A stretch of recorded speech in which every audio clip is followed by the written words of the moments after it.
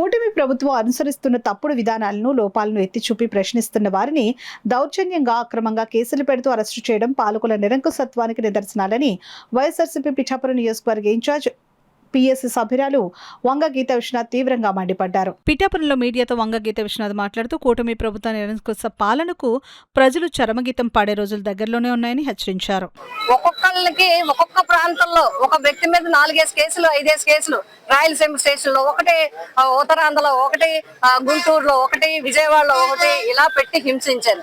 ఇప్పుడు ఎవరైతే ప్రశ్నిస్తున్నారో అంటే ఈ కూటమి ప్రభుత్వంలో ఎలా ఉందంటే ప్రతిపక్షంలోనే మేమే ప్రశ్నిస్తాం, అధికారంలో కూడా మేమే ప్రశ్నిస్తాం, ఎవరు ప్రశ్నించడానికి వీలు లేదనేది విధానం ఉంది.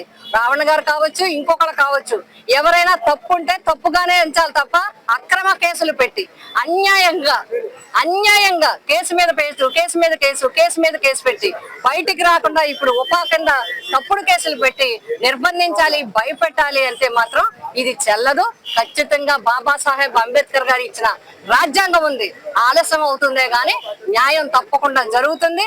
ధైర్యంగా పోరాడే వ్యక్తులు ఉన్నంతసేపు ఖచ్చితంగా కూడా 200 సంవత్సరాలు బ్రిటిష్ వాళ్ళ మీద పోరాడి స్వతంత్రం తెచ్చుకున్న బ్లడ్ మంది.